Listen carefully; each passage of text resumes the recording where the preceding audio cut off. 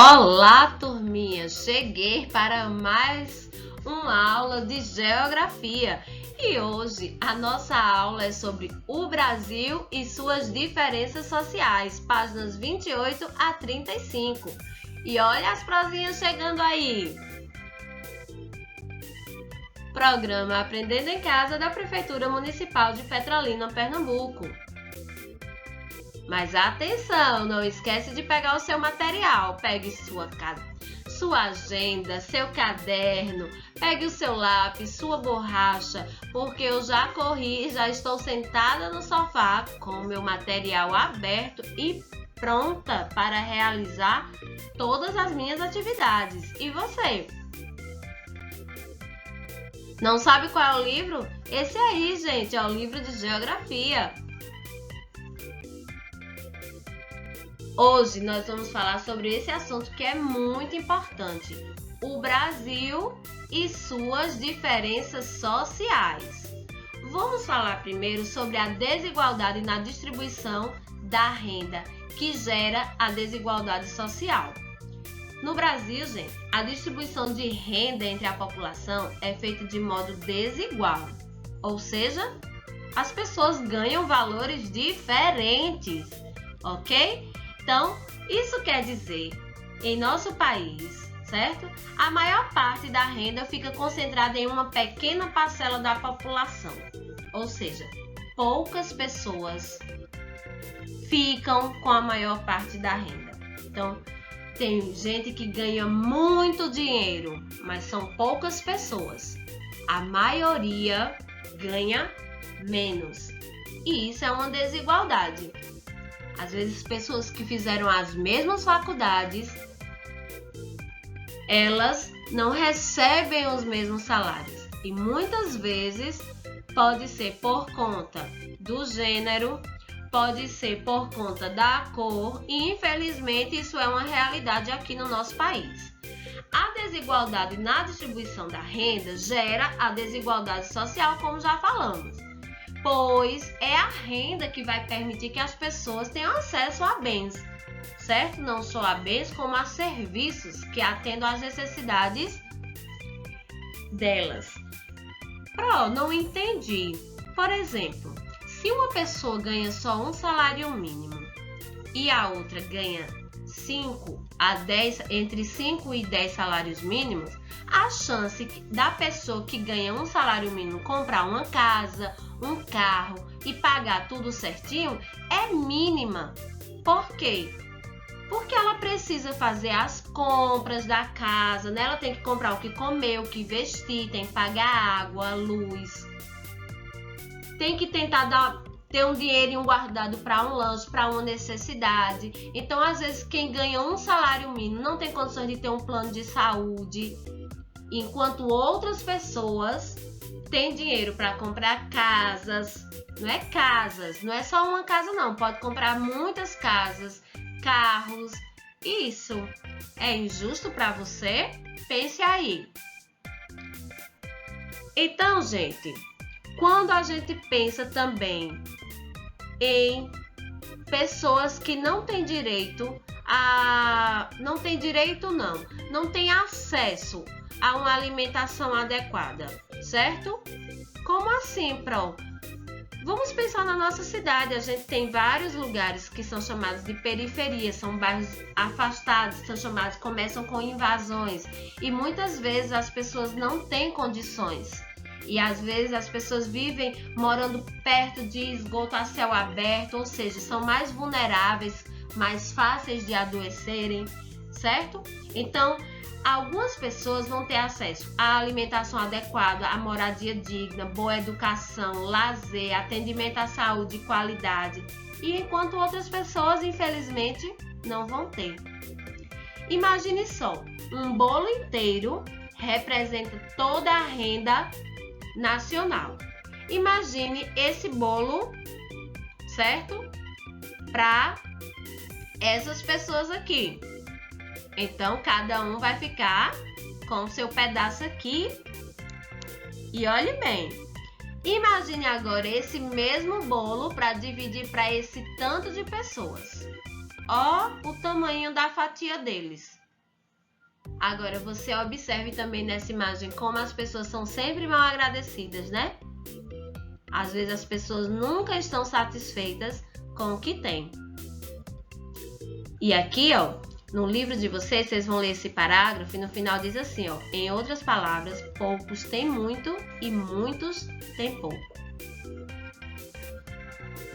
Se ligaram nisso aí? Que a prozinha Liliane está ligada junto com vocês. Aqui na página 29, continua falando sobre a desigualdade, né? Que é o assunto, foco do nosso capítulo de hoje. E essa desigualdade, gente, não acontece só em Petrolina, não. Ela acontece em todo o país e ela vai se manifestar das mais diversas maneiras, entendeu? Em alguns lugares vai ser mais, outros vai ser menos, mas sempre vai existir essa desigualdade. Quanto maior o desenvolvimento econômico de um lugar, melhores serão as condições de vida dessa população. E essas condições podem ser avaliadas por meio de indicadores sociais, como o quê? Renda, acesso a serviços de saneamento básico, taxa de mortalidade infantil, esperança de vida ao nascer, escolaridade, entre outros. Mas, né, não podemos deixar de falar que é importante que mesmo nas unidades federativas mais desenvolvidas, também existem profundas desigualdades sociais. Assim, pode-se afirmar que, embora as unidades federativas mais desenvolvidas apresentem condições de vida mais favoráveis, né, à população, essas condições não são acessíveis a todos os seus habitantes. E olha só, aqui é a paisagem no município de São Paulo, certo? Estado de São Paulo em 2012. Embora a economia desse estado seja uma das mais ricas e desenvolvidas de todo o Brasil, podemos perceber a desigualdade na distribuição dessa riqueza, por meio dos contrastes, né, minha gente, que seus municípios apresentam. Olha só, essas moradias e olha aqui essas moradias. Então, a questão 1 e 2 está relacionada a essa foto. E eu espero que você capriche nas suas respostas, que você desenvolva o seu senso crítico, que você coloque aqui a sua opinião de verdade, tá bom? O que é que você acha disso? Como é que isso está demonstrando a desigualdade no Brasil? Como é que você pode explicar essa diferença?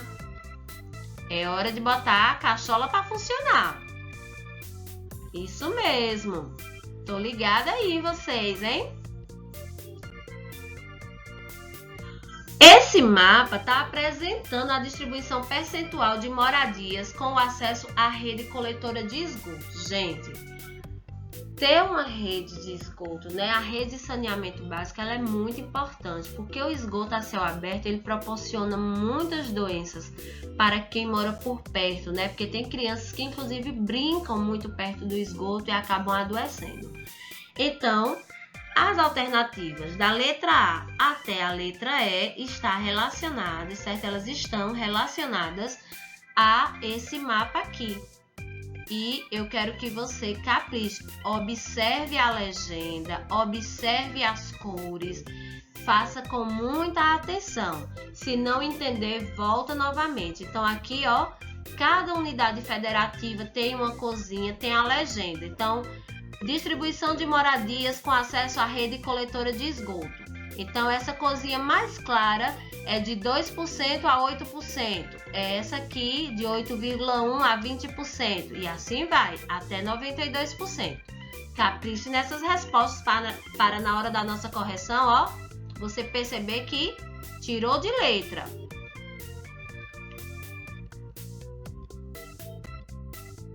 Aqui na página 31, também tem a questão 4. Falando sobre a taxa de mortalidade infantil, certo? Essa taxa representa o número de óbitos, ou seja, das mortes das crianças menores de 1 ano de idade, por cada grupo de 1.000 crianças nascidas vivas. Essa taxa também é representada pelo símbolo %. Pro, não tô entendendo esse símbolo, tá aí no seu livro, mas a Pro vai colocar ele aqui, ó. Vocês não fiquem rindo dos meus desenhos não, viu, minha gente? Ele é assim, ó, %, ok? Já que ela serve de referência a cada grupo de 1.000 crianças nascidas vivas. Então aqui, ó, a cozinha amarela, a taxa de mortalidade é de 9 a 10%. O verdinho claro, de 10,1 a 15%. E o verdinho vai ficando escuro até 24%. Então, onde é mais escuro, ó, aqui, Maranhão, Amapá, né? Em Rondônia, Alagoas, a gente tá vendo que o índice de mortalidade é bem alto, é entre 20,1 a 24%. Então, caprichem na interpretação.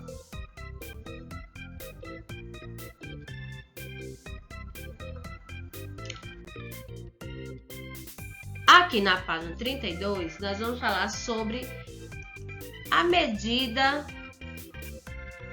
né, da desigualdade de renda no Brasil. Bem, como nós já falamos, a sociedade brasileira, ela tem um marco, né, gente? Um marco de desigualdade de renda. Só que existem lugares, a gente já falou, que essa desigualdade pode ser maior, né? Tem unidades federativas que essa diferença pode ser maior do que em outra. E para medir a desigualdade de renda, utiliza-se o índice de Gini. O índice de Gini ou Gini é uma medida que vai de 0 a 1. Quanto mais próximo de 0 é o valor desse índice, menor é a desigualdade. E quanto mais próximo de 1, aí maior é a desigualdade de renda. Então aqui tem um mapa, certo? E você vai interpretar. Por exemplo, a gente tem essa mais clarinha aqui, ó, 0,419 a 0,457. Aí a gente vai olhar o mais baixo, né? Esse mais clarinho aqui, ó. Então, nesses lugares aqui, ó, a desigualdade é menor. Aí agora, essa outra corzinha aqui.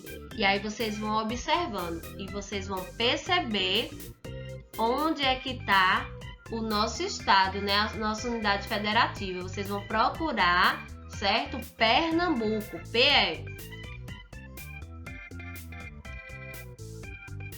Fácil demais. E as desigualdades entre negros e brancos no Brasil, gente? Nós estamos falando que no nosso país, chamado Brasil, existe uma grande desigualdade, né? E quando nós falamos de desigualdade social, nós estamos falando exatamente que algumas pessoas têm mais privilégios do que outras. É uma verdade. O seu livro está dizendo aí, você estudou que a desigualdade na distribuição de renda gera desigualdade social. E isso é muito claro e é óbvio, né, gente? Porque se uma pessoa ganha mais dinheiro do que outra, a que ganha mais vai ter acesso a muito mais coisas.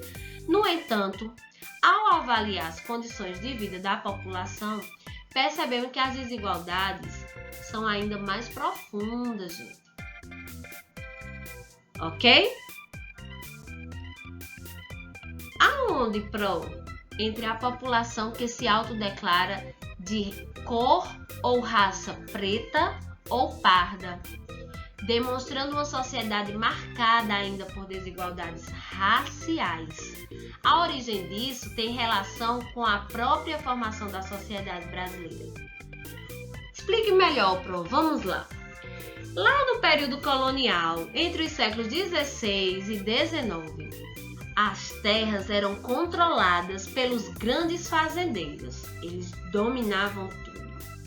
Eram os senhores das terras. Ok? Eles tinham, gente, sobre eles, certo?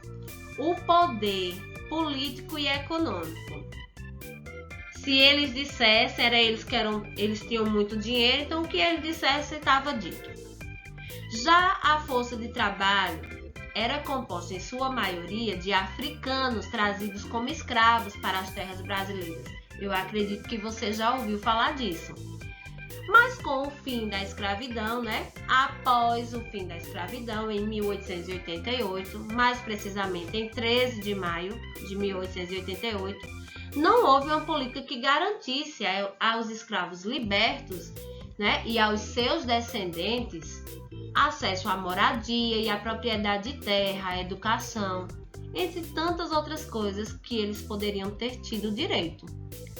Ou seja, não se garantiram as condições mínimas para que essas pessoas pudessem viver de forma digna. E esse gráfico está mostrando, né, que os negros ainda são maioria entre os mais pobres da população brasileira. Então, 75,5% são negros, ok? E aqui nós temos 10% mais pobres, 1% mais rico. E olha só, os brancos, né?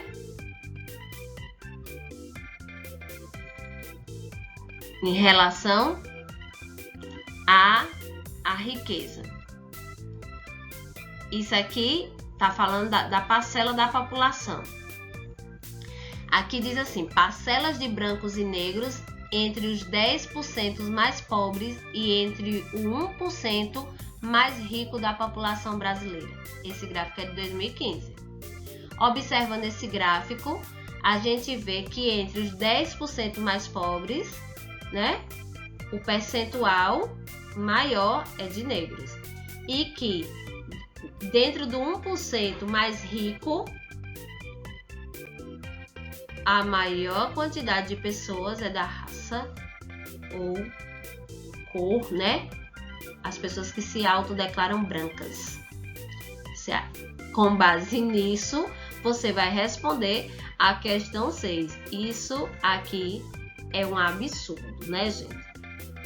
Porque onde é? A gente até estudou, né?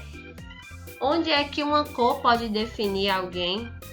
Complicado, né? Mas é de se pensar. E você, enquanto criança, você tem que parar e pensar mesmo, viu? Página 34. Atualmente, mais de um século após a abolição da escravidão do Brasil, ou seja, quando acabou, né? Muitos descendentes de africanos ainda enfrentam dificuldades provenientes da discriminação racial.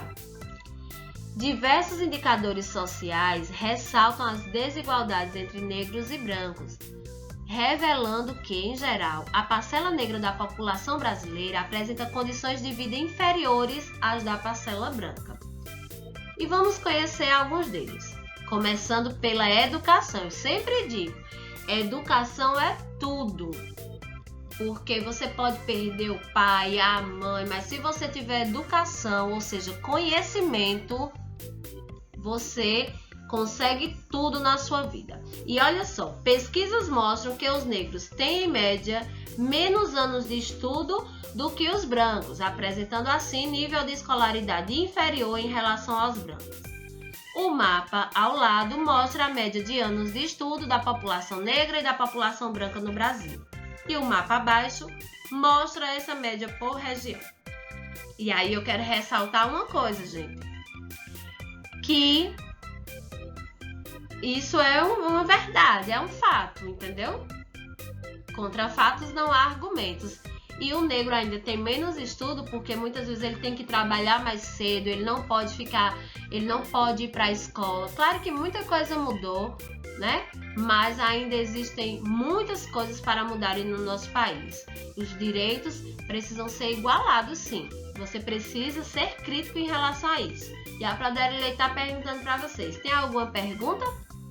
Se tem alguma dúvida em relação a isso, observe bem o mapa e veja. Veja quantos homens negros, quantos homens brancos têm acesso à educação por região e veja aí no Brasil como é. Olha aí, os homens e as mulheres, observe bem, né? O pretinho representa o homem negro, né? O homem preto, o homem negro e aqui tá a legenda. E homem branco e tem mulher negra e mulher branca. Próxima página, para a gente terminar a nossa aula de hoje, vai ser a questão 7. Com base nesses mapas, lá na interpretação do acesso à educação de homens e mulheres brancos e negros, né? Você vai responder as alternativas da letra A até a letra E. E o que eu tenho para dizer para você é: pegue o seu lápis, capriche, se errar, apaga, faz de novo, mas não pare de tentar. Educação é tudo, gente. E parabéns para você que assistiu toda a aula, você é muito inteligente, nota 10 e até a próxima aula. Tchau, tchau!